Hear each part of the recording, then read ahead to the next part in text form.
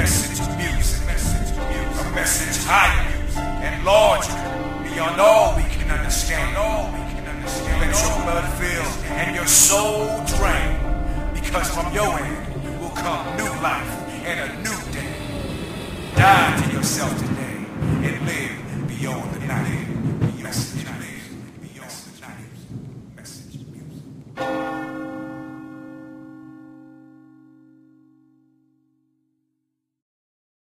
Israel has approved plans for further settlement expansion in East Jerusalem. The announcement that 2,500 new homes will be built comes only hours before Prime Minister Netanyahu met with Barack Obama in Washington. The issue has long been a sticking point in peace talks between Israelis and Palestinians. Let's take a listen to how the White House spokesperson reacted. The United States is deeply concerned by reports that the Israeli government has moved forward with the planning process in the sensitive area, in a sensitive area of East Jerusalem. This step is contrary to Israel's stated goal of negotiating a permanent status agreement with the Palestinians, and it would send a very troubling message if they were to proceed with tenders or construction in that area. This development will only draw condemnation from the international community, distance Israel from even its closest allies, poison the atmosphere not only with the Palestinians but also with the very Arab governments with which Prime Minister Netanyahu said he wanted to build relations. To discuss this further, I'm joined live by Colin Cavell, professor at Bluefield State College in West Virginia. Thanks for joining us here on RT International. So Israel announced plans for further settlement expansion in East Jerusalem just before Netanyahu's meeting with President Obama. Do you think that's surprising, especially considering the Obama administration's stance on settlements? Matt, no, it is not surprising. In fact, it is one more step in the defeat of Barack Obama. He has got 2 years left in his presidency, and he's already been backing down numerous times. And the 50-day Gaza war, Barack Obama could not do anything to stop Israel's slaughter of 2,100 Palestinians. He tried to prevent U.S. troops going into Syria and Iraq for the last 2 years. Israel tried to get them involved just earlier this year. Now, with the creation of ISIS, they finally got U.S. military equipment, drones, bombing Iraq, bombing Syria, and Israel and Saudi Arabia are collaborating to heighten this war, to fuel this war, and it all shows that Barack Obama has a weakness in his last 2 years in his presidency. He is capitulating. The White House has warned that Israel that the latest project will distance it from close allies. Do you think the country's concerned about that? Benjamin Netanyahu is not concerned about that at all, because the close ally that he is concerned about with, which many Americans are unaware of, is Saudi Arabia.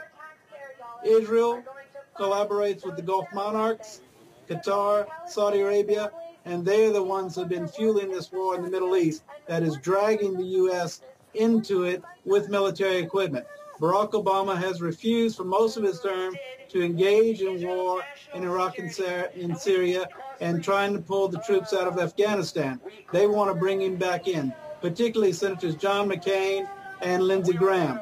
But they are supported by the states of Saudi Arabia, Qatar, and Israel. Now, Netanyahu has said that it's better to know the material before making these claims. Do you think it's one can assume that Israel is not going to back down from settlement expansion policies? Israel has not backed down from settlement expansion policies for the last 20 years. So why should they start now with a very weak president? How much of a barrier is this dispute then to a two-state solution? Well, if you build a 2,500-unit housing complex and what the Palestinians consider the capital of their future state, then that's definitely a barrier to any type of peace accord.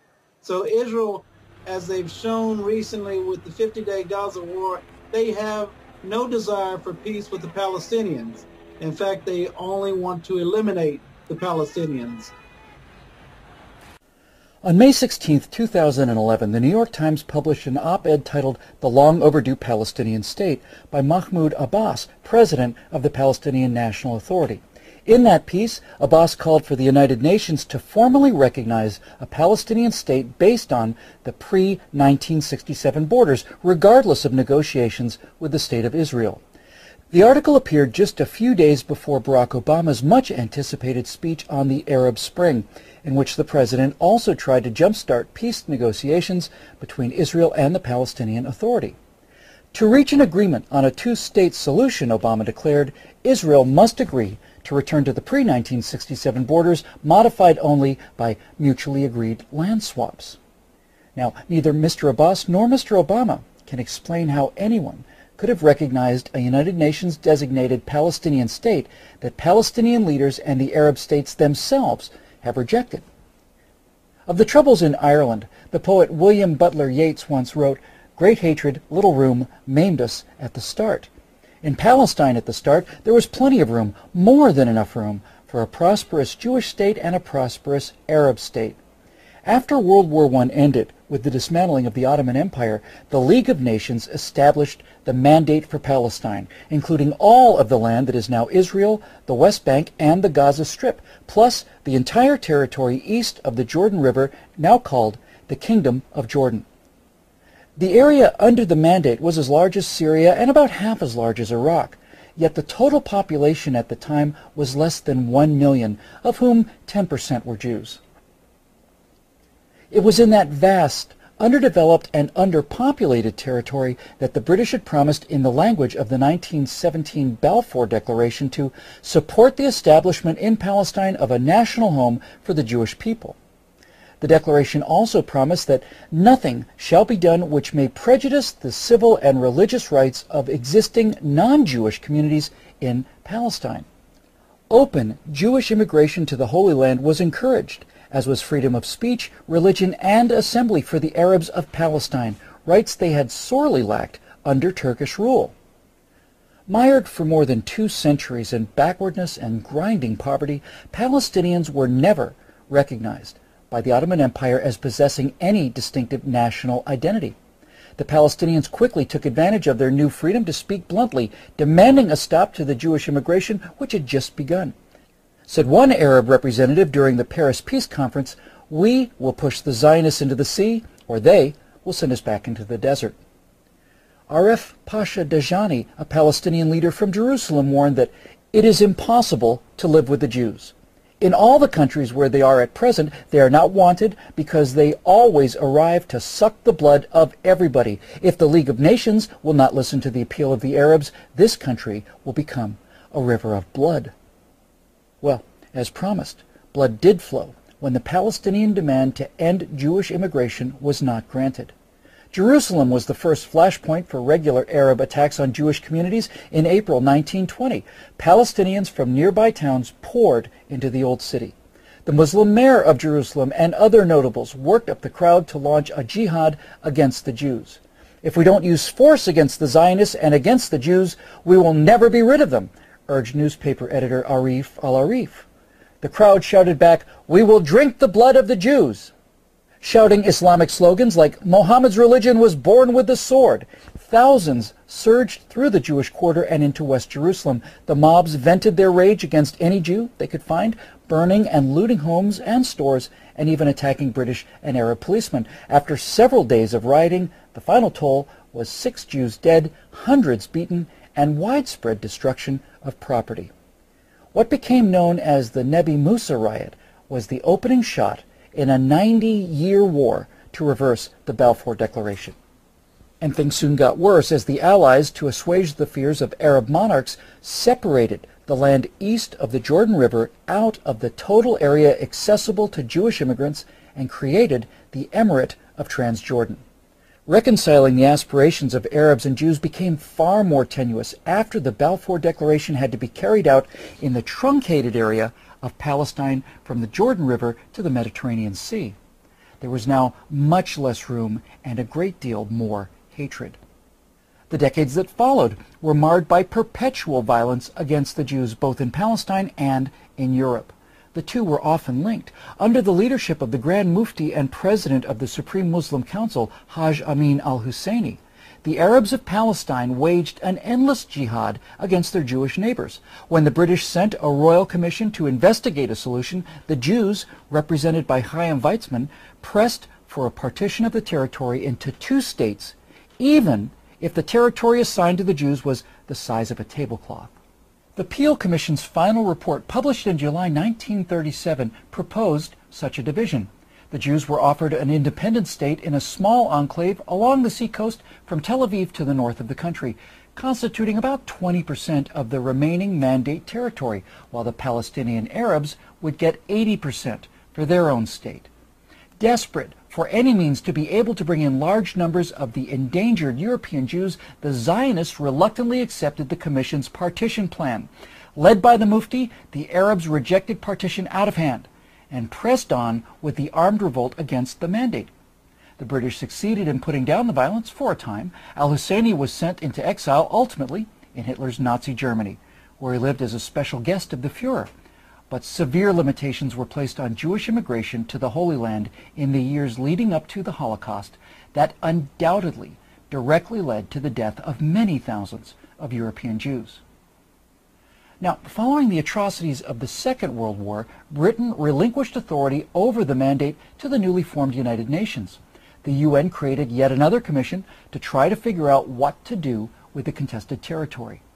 The United Nations Special Committee on Palestine recommended, by a vote of 7-3, yet another 2-state solution, another partition plan to the General Assembly. This plan would have seen the territory divided almost equally between Jews and Arabs. Once again, the Zionists made public their acceptance of the proposal, and once again, Arab officials announced that any partition would be met with rivers of blood. Shortly after the UN vote, the 20-member Arab League sent their newly organized Arab Liberation Army against the Jews of Palestine. Elements of 5 regular Arab armies from Egypt, Jordan, Syria, Iraq, and Lebanon invaded Israel on May 15, 1948. Arab League Secretary General Abdul Rahman Azam vowed, "This will be a war of extermination and a momentous massacre, which will be spoken of like the Mongol massacres and the Crusades." But despite their overwhelming numbers and heated rhetoric, after a year of fighting, it was the Jewish state that had won a decisive victory. Based on the 1949 armistice lines, Israel's territory expanded by almost 40%. The Palestinian Arabs were the big losers. For the second time in 10 years, their leaders rejected a partition plan that would have given them independence and more land designated for their state than for the Jewish state. Instead, they ended up with nothing, and 650,000 Palestinians became refugees. Jordan's King Abdullah sent his Arab legion to occupy the Palestinian West Bank and annex the territory to his kingdom. Egypt took the Gaza Strip and for the next 18 years denied Palestinians any civil rights. It never occurred to the rulers of Jordan or Egypt to create a state for the homeless Palestinians, nor did new Palestinian leaders like Yasser Arafat protest this occupation of their land by foreign rulers. Now, 3 times in the past decade, Israeli prime ministers have offered Palestinian leaders an independent state far more generous than anything Jordan and Egypt ever allowed when they controlled the West Bank and Gaza. At Camp David in 2000, Israeli Prime Minister Ehud Barak agreed to the border suggested by President Clinton that would have established a West Bank Gaza Palestinian state with some territorial adjustments and with the Palestinians getting East Jerusalem as their capital. For his part, Palestinian Liberation Organization Chairman Yasser Arafat walked out of negotiations, went back home, and launched the Second Intifada. Invoking Islamic Jew hatred as justification, the Palestinians conducted a 3-year brutal campaign of suicide bombings against Israeli pizza parlors, wedding halls, and discotheques. In 2005, Israeli Prime Minister Ariel Sharon decided that it was against Israel's security interest to govern the 1.1 million Palestinians in the Gaza Strip. Sharon dismantled all of the Jewish settlements and pulled Israeli forces back across the 1967 borders between Israel and Gaza without even any land swaps. As an added bonus, Israel left the Palestinians a thriving flour export industry to help jumpstart the local economy. The Palestinians' response to this generosity? Well, first they destroyed the donated greenhouses, and then they launched a war of missiles and rockets against civilian targets in Israel. In a September 2008 meeting in Jerusalem, then Israeli Prime Minister Ehud Olmert presented President Abbas with a detailed map of a future Palestinian state that, with land swaps, would constitute close to 100% of the territory of the West Bank and Gaza prior to the June 1967 war. Olmert also offered to divide Jerusalem, enabling the Palestinians to locate their capital in the eastern half of the city. Promising to come back the next day for further discussions, Abbas took Olmert's map to his Ramallah office, just a few miles outside Jerusalem, for his aides to study. But Abbas never returned with the map. This was the last time the Israeli and Palestinian leaders met. Many times over the last 63 years, both the international community and the State of Israel have offered the Arabs of Palestine their own state. Each time, these offers have been met by more violence against Jewish citizens. Neither President Abbas nor President Obama are ignorant of this fact. They simply both choose to ignore it. For Mr. Abbas, this refusal seems to be part of a consistent thread woven throughout the Arab war against the Jews. Mr. Obama's positions remain more mysterious. Itself from hostile invasions and terror. Israel is a small state surrounded by Arab countries 650 times its size, some of which are large bases of global terror. Only 44 miles separate between the Jordan Valley and the Mediterranean Sea. After the Six-Day War in 1967, when Israel was attacked by 4 armies on 3 fronts, United Nations Security Council Resolution 242 stated that Israel was entitled to new defensible borders to replace the previous fragile lines from which it was attacked. What are Israel's defensible borders? What are its essential security needs? The Jordan Rift Valley, Israel's eastern frontier, forms a natural barrier between Israel and the countries of Jordan, Iraq, and Iran. The Jordan Valley rises from an area that is 1,200 feet below sea level to a hilly ridge of up to 3,000 feet, creating a steep 4,200-foot virtual wall opposite any force attacking from the east. The growing threat of global jihad activity near Israel's borders requires it to prevent infiltrations of terrorists and weapons. When Israel left the Philadelphia corridor in Gaza, it became a highway for the infiltration of terrorists and the flow of hundreds of tons of ammunition and weaponry from all over the Arab world, aimed at Israeli civilians. The Jordan Valley is the equivalent of Gaza's Philadelphia corridor in the West Bank. To defend itself, Israel must retain control over the Jordan Valley.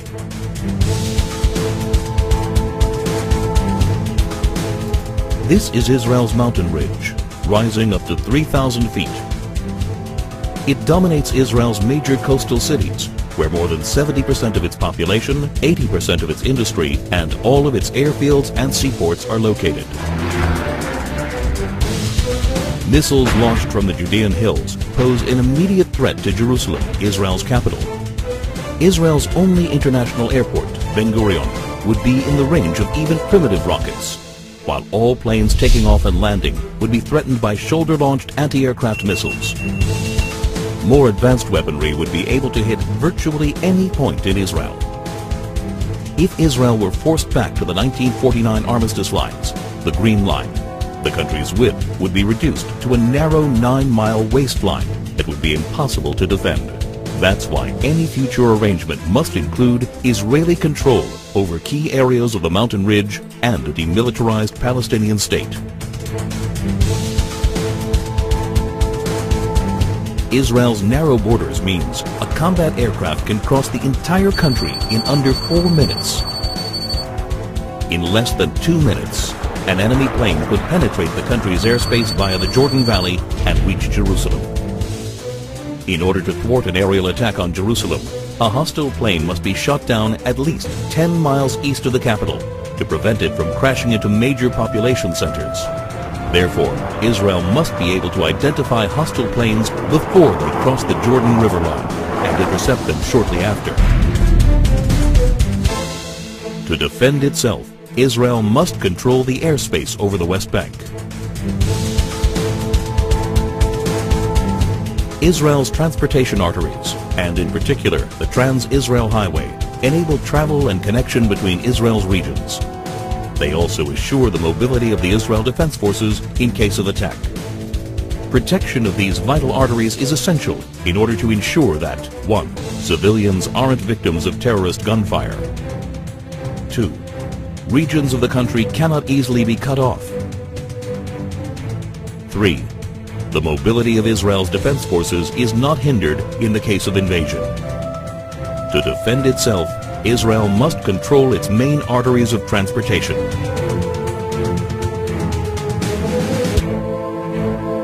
There is enormous uncertainty about future trends in the Middle East.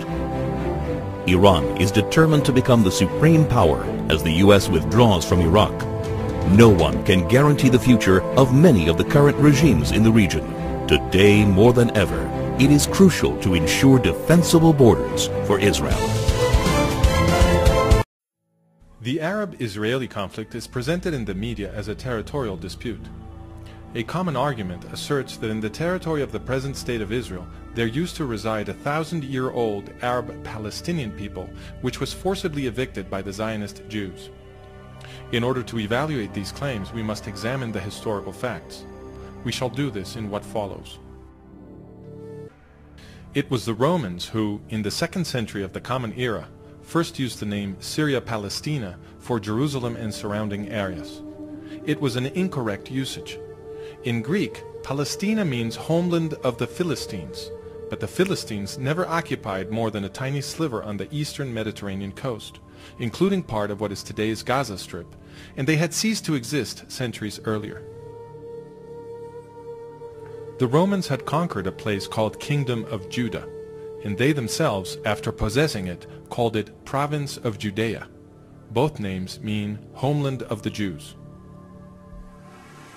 Why then did the Romans change the name to Syria Palestina? This is an important question. Jewish community and religion are organized around the Law of Moses, which, according to Exodus, was born in an Egyptian slave revolt.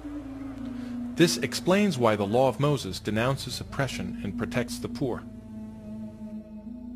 It also explains the preoccupations of the Roman military aristocracy. In those days, the Jews were a very large population distributed throughout the Mediterranean. The greatest worry of the Romans was that the popularity of the Law of Moses among the oppressed peoples of the empire might result in revolution. In order to avoid such an outcome, the empire launched enormous mass killings of Jews, remembered today as the First Jewish War, the Diaspora Revolt, and the Second Jewish War. According to historians, taken together and in proportional terms, the Romans killed perhaps more Jews than did Adolf Hitler. Once the genocide had been concluded, Emperor Hadrian, after destroying Jerusalem in the 2nd century, brought Greeks to settle it and forbade the entrance to Jews under pain of death. The city was renamed Aelia Capitolina and the area Syria Palestina.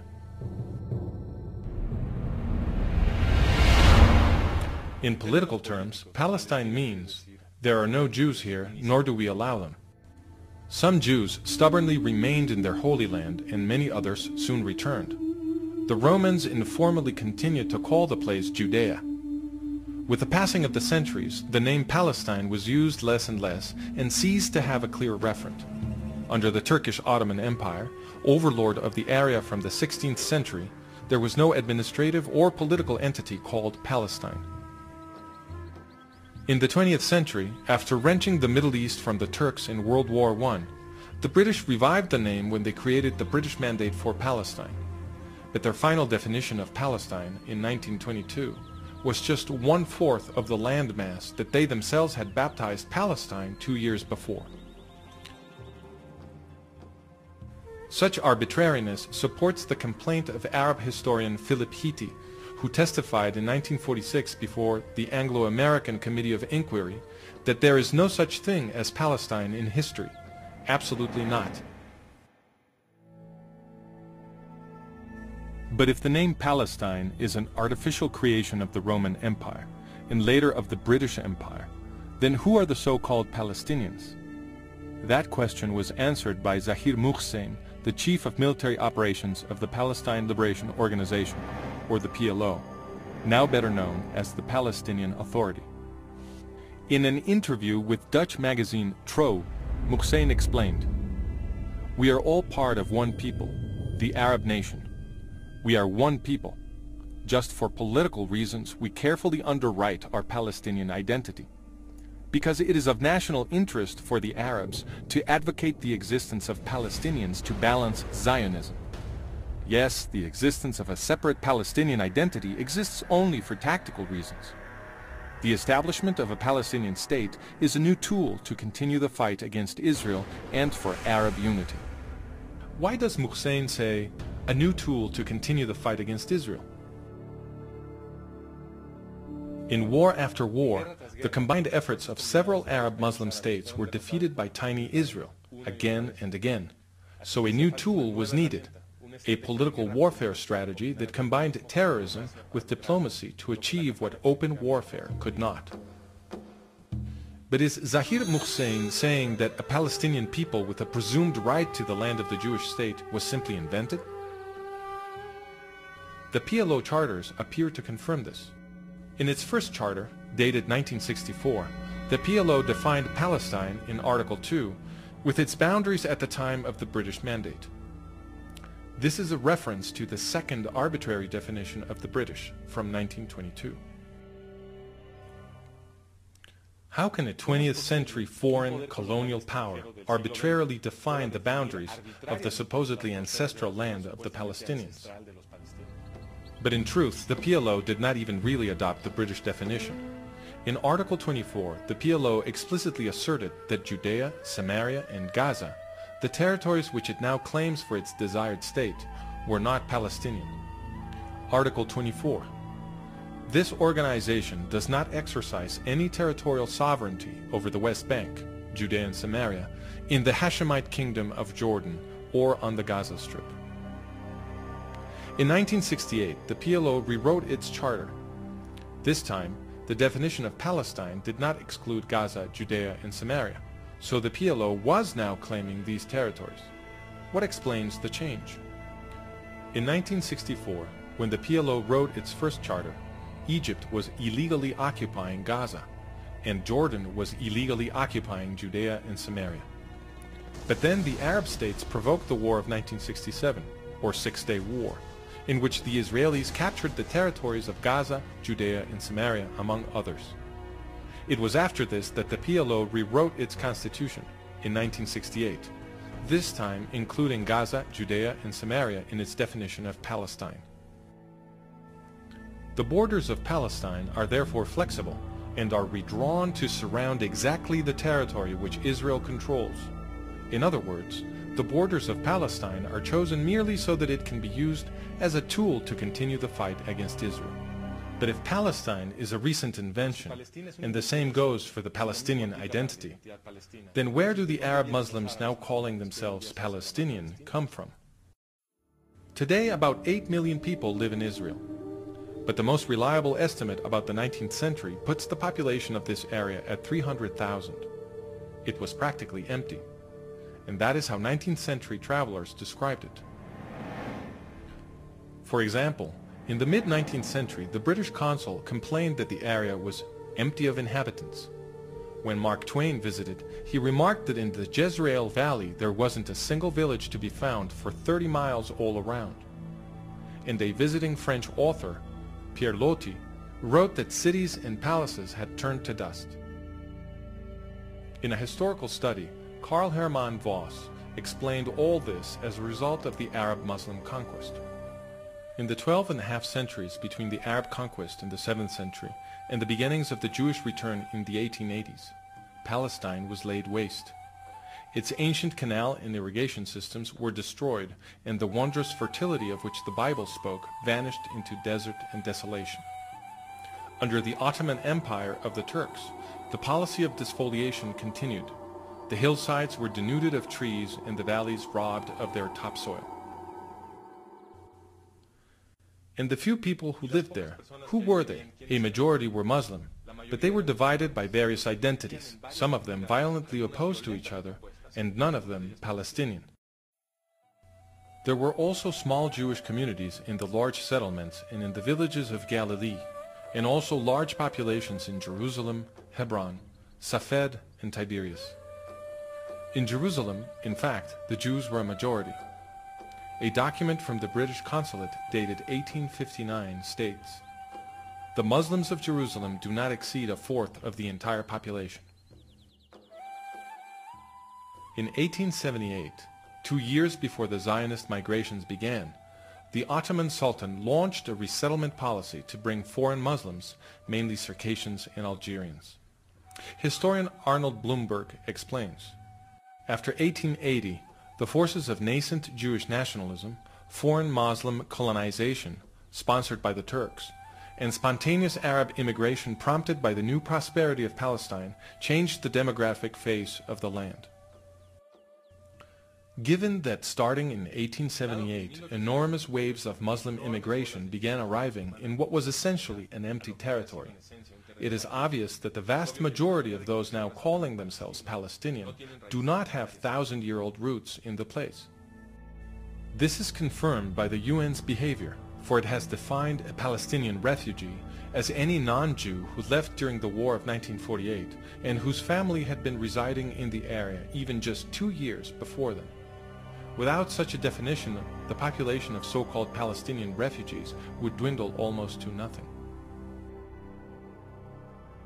Now then, everybody recognizes that the Zionist Jews settled mostly on barren lands that nobody was using. The very King Abdullah of Transjordan, who would participate in the effort to destroy the nascent Jewish state in 1948, wrote in 1946, "I was astonished at what I saw of the Jewish settlements.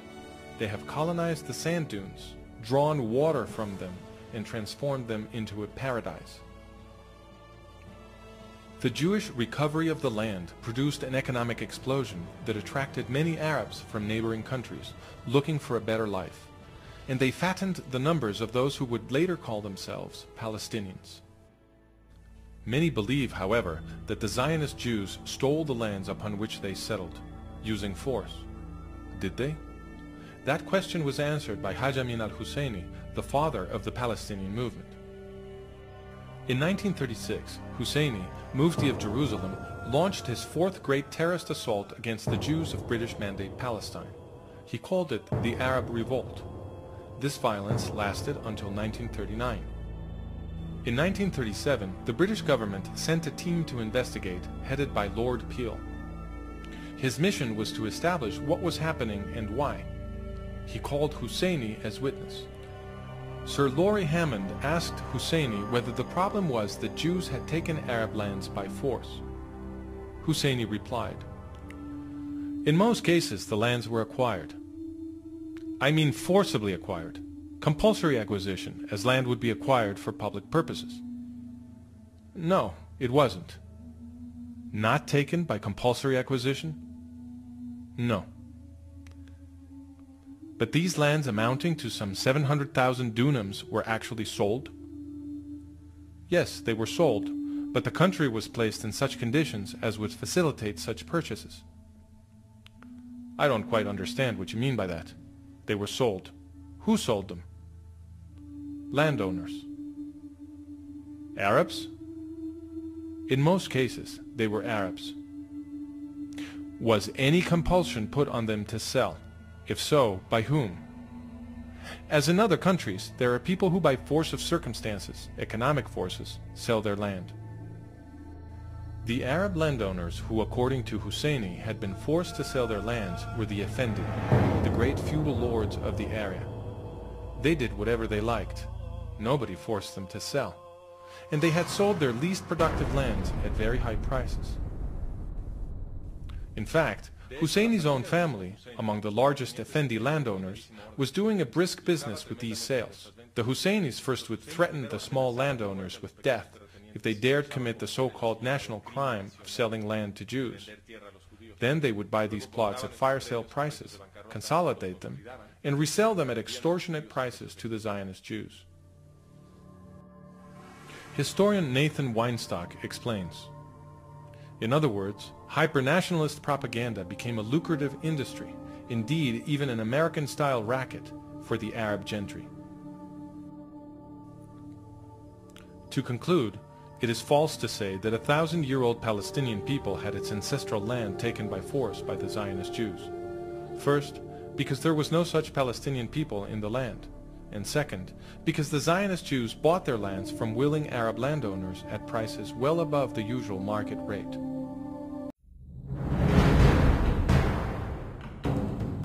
Over 2,600 years have elapsed since the prophet Daniel predicted a peace treaty between Israel and the end times man of sin. Some see Obama's push to force Israel into a Middle East peace agreement as a fulfillment of ancient biblical prophecy. Many fear what happens next could result in World War III. But Daniel warned the peace covenant would be deceptive and would lead to desolation. Just last week, Israeli government expressed anger over learning the United States had been gathering intelligence on them through the NSA. Another intelligence officer was assassinated this week, reportedly for obtaining information regarding the new peace deal. Some are pointing fingers at authorities within the United States government. And in that day I will make Jerusalem a burdensome stone for all people. All that burden themselves with it shall be cut in pieces. Though all the people of the earth be gathered together against it, it shall come to pass in that day that I will destroy all the nations that come against Jerusalem. The U.S. ambassador and 3 other Americans dead. First ambassador murdered on the job in a generation. Fires of anti-Americanism are burning around the world tonight. Comes the compelling report revealing for the first time what New York Times best-selling author Tim LaHaye says is the deepest analysis of end-times prophecies on what is about to happen next. And amid the chaos, clashes are on the rise, with Coptic Christians facing increased violence. Thousands continue to demand justice, and Christians say they will continue to protest until the government acts. In our time, the biblical prophecies are being realized. Did you know that there are very specific prophecies in the Bible concerning Israeli military strength in the end times? And did you know that those prophecies are being fulfilled today, indicating that we are living in the season of the Lord's return?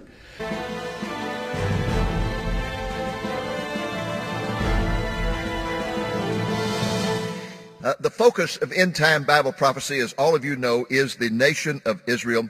And that is the reason that the establishment of the nation of Israel on May the 14th, 1948 is so important. It is the event that signaled the fact that we are now living in the end times. Now, during the 20th century, we have been privileged. Pastor Jeffress mentioned this. We are living in a very dark time, but we're privileged to be living in a time when we are seeing Bible prophecies fulfilled before our very eyes. And there are 7 prophecies that I believe are in the process of being fulfilled in the Jewish nation right now that we are having the privilege of seeing. The first is the regathering of the Jewish people from the 4 corners of the earth. This was prompted by Theodore Herzl's book, The Jewish State, which was published in 1896. There were 40,000 Jews in all of Israel in 1900. Today, there are slightly more than 6 million Jews in Israel. The second is the reestablishment of the State of Israel, which occurred in Tel Aviv in a small room there on May the 14th, 1948. The third is the reclamation of the land of Israel. When the Jews started returning the land in the early 20th century, it was a malaria-infested swampland, and the highlands were all completely denuded of the trees. There were only 15,000 trees left in all of Israel. This picture taken right outside of Jerusalem showed how barren the land was. Today, Israel is the breadbasket of the Middle East, and its forests have been replanted. The fourth prophecy being fulfilled is the Hebrew language, the revival of the Hebrew language. In Zephaniah 3 and Jeremiah 31, we're told that when the Jews were scattered, when the Jews are brought back into the land, they will start speaking biblical Hebrew once again. The language that God had given them, they stopped speaking for almost 2,000 years. I don't know if you're aware of that, but wherever they went, they took Hebrew and they mixed it with the language, and they ended up speaking really 2 major languages. They mixed Hebrew with German and developed Yiddish, and they mixed Hebrew with Spanish and developed a language called Ladino. But when they came back to the land, They are today speaking not just Hebrew, but biblical Hebrew. And the person who was responsible for that is this man, Eliezer ben Yehuda, who was born in Lithuania and raised up by God to revive the Hebrew language. He did it almost single-handedly.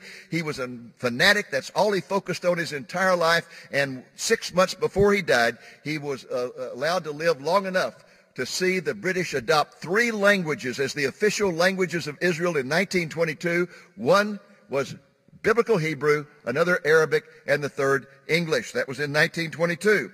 Now, the 5th of these is the reoccupation of the city of Jerusalem.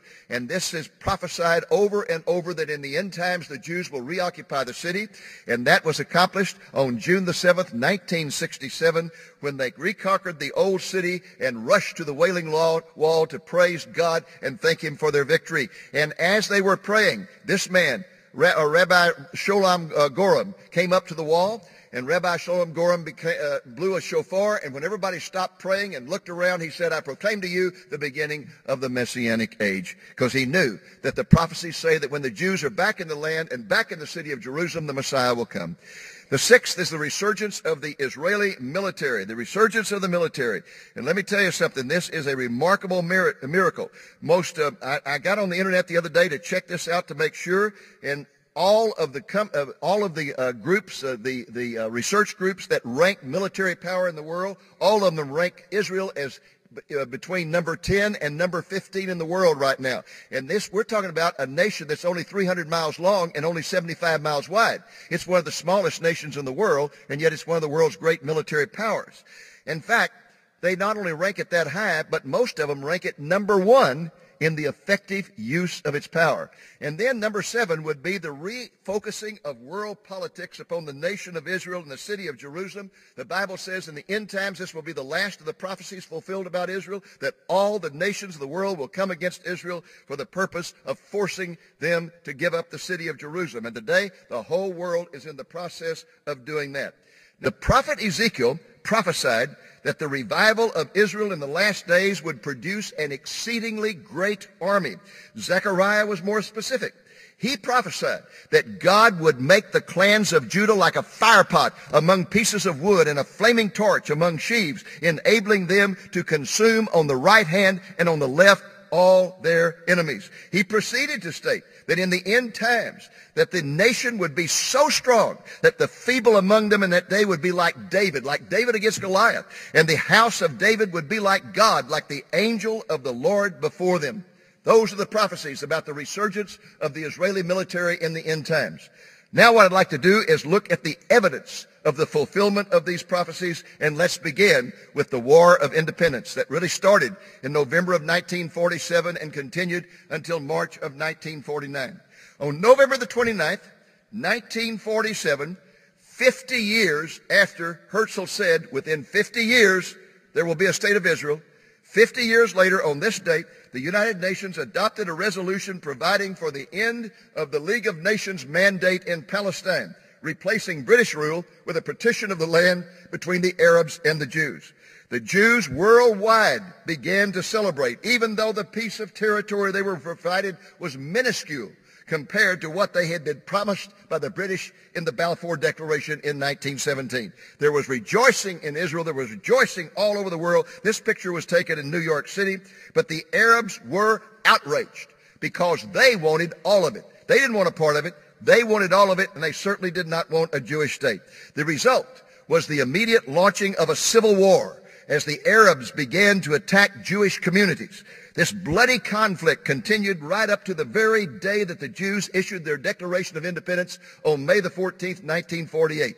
As that epic day approached, the Arabs issued repeated warnings that they would launch an all-out war if the Jews tried to establish a nation. For example, this man was the Secretary General of the Arab League, a man by the name of Azam Pasha, and he declared, "It will be a war of annihilation. It will be a momentous massacre in history that will be talked about like the massacres of the Mongols or the Crusaders."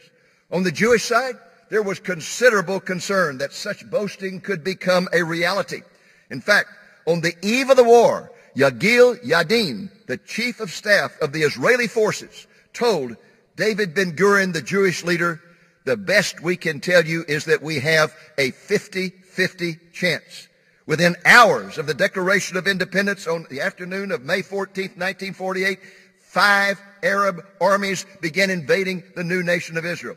They consisted of Egypt coming from the south, Transjordan from the east, Syria from the northeast, Lebanon from the north, and Iraq from the far north. The Israeli forces consisted at most of 30,000 ragtag underground fighters who were ill-trained and poorly equipped. I mean, this picture here is just almost laughable. This was the army of Israel. The Israeli Defense Force, known as the IDF, was not organized until after the invasion.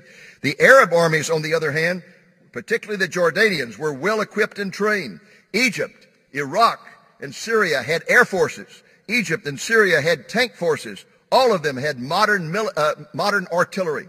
The troops of Transjordan were led by a British general by the name of John Glubb, better known as Glubb Pasha. Although the United States had recognized the state of Israel immediately and given them great hope by doing so, the Truman administration did not provide any aid whatsoever. Truman declared an arms embargo under the naive assumption that if they supplied arms, there would be bloodshed. And he thought, well, if we don't supply any arms, if we just have an embargo, there won't be any bloodshed. Well, there was going to be bloodshed. There was no doubt about it. Meanwhile, the British gladly supplied the Arab forces, and while Israel had to smuggle in arms from Czechoslovakia. But despite the overwhelming odds against them, the infant Jewish state prevailed. The cost was enormous. There were 6,377 Israelis killed in this war of independence, representing nearly 1% of the total population. There were only 650,000 people in Israel at that time. This would be equivalent to the United States today losing 3 million people in a war. But the Israelis ended up not only with the territory that had been allotted them by the United Nations, they also ended up in control of 60% of the area that had been promised to the Arabs. And the Arabs suffered much greater casualties. Over 15,000 were killed during that war. They ended up with only 22% of the territory they had been promised by the United Nations. They would have been much better off to have accepted the United Nations division of the land. This is the reason that one of the greatest diplomats that Israel has ever produced, Abba Eban, said once, the Palestinians have never missed a chance to miss a chance. They never missed an opportunity to miss an opportunity. They just over and over and over, they've had many opportunities to establish a state, and they just miss it every time. The most important area that the Israelis were not able to conquer in the War of Independence was the old city of Jerusalem, which is outlined there. The ancient city, the walled city, they were not able to conquer. In fact, all the Jews were expelled, and they stayed expelled for a number of years thereafter. Overall, the war resulted in an incredible, unbelievable, marvelous victory for Israel. And during the war, there were many miraculous events. I want to tell you about one that you will just hard to believe. It occurred at a kibbutz called Yad Mordechai, which is located 36 miles south of Tel Aviv near the northern border of the Gaza Strip. This kibbutz is located on the coastal road from Egypt to Tel Aviv. The Egyptian army, consisting of 5,000 troops, divided as it headed north. Half of the troops headed for Jerusalem. The other half of the troops went up the coastal highway toward Tel Aviv until they reached that spot there, the kibbutz of Yad Mordechai. Now, the kibbutz evacuated all of its children and most of its women as they prepared for the Egyptian attack. The kibbutz was left with a handful. Look at this boy on the left. He's probably not more than 13 or 14 years old. This man in the middle, the leader, was an intellectual. He was not a fighter. He was not a person who was a military. He didn't know what he was doing. I wouldn't want to tangle with the guy behind him who's got the stare. I don't know what. But anyway, the kibbutz was left with 130 defenders against the Egyptian army. There were 110 kibbutzniks, and there were 20 fighters who came down from Tel Aviv. That's all they could get because everyone knew this particular kibbutz was going to be slaughtered. Here is the frightening scene, or rather they dug trenches and reinforced them with sandbags. This is one of the most marvelous places I've ever visited in Israel. These are the actual remains of that battle. The kibbutzim, they dug these trenches, they reinforced them with sandbags. Their armament consisted of this: 37 rifles, 1 anti-tank gun, 2 light mortars, and 2 machine guns. That's all they had. Here is the frightening scene they faced as the Egyptian army and tanks approach. What they've done today is they've left the vehicles that the Egyptians could not take with them, and they've put up metal figures to illustrate the army coming. And here they were with these primitive weapons up here in the trenches against the Egyptian army. There was no hope for the kibbutz. Everyone knew that. They knew that this was a suicide mission, but they were willing to take a suicide stand. The Egyptians attacked furiously with ground troops, tank assaults, artillery barrages, and air sorties. Incredibly, the Yad Mordecai defenders held out for 5 days. The Egyptians were not able to overrun the kibbutz until the defenders decided to retreat under the cover of darkness because more than one half of them had been killed and the other half had been wounded. Over 300 Egyptian soldiers died in the battle, and the 5 days gave the defenders of Tel Aviv the time to prepare their defenses. Also, during that time, 4 Messerschmitt airplanes had arrived from Czechoslovakia and had been hastily assembled. They were used on May the 29th to stop the Egyptian army before it could reach Tel Aviv. How in the world could 130 untrained civilians with only rudimentary armament hold off the Egyptian army for 5 days? No one to this day has ever been able to explain it. It had to be a miracle of God. So what does all this mean to Christians at the beginning of the 21st century? What does it mean to you and me? What message should we take home? Well, I can assure you it means a lot. Think about it. God is fulfilling promises he made to Israel over 2,000 years ago, and he is fulfilling them in precise detail. That should get you excited for 2 reasons. First, it is a definite sign that we are living in the season of the Lord's return.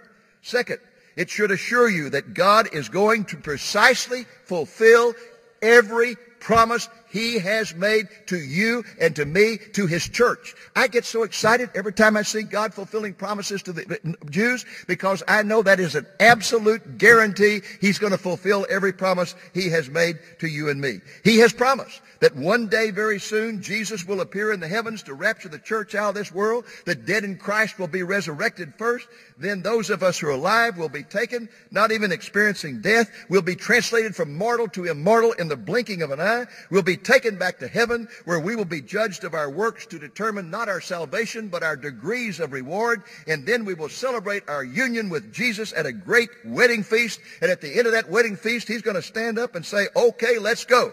And he will return to this earth, and we will come with him. We will be there in Jerusalem to witness his arrival on the Mount of Olives. We will be there to witness the salvation of the remnant of the Jews. We will hear him speak that supernatural word which will result in the instantaneous destruction of the Antichrist and his armies, and we will then shout, Hosanna, Hosanna, as he descends into the Kidron Valley on his white horse and rides up to that eastern gate.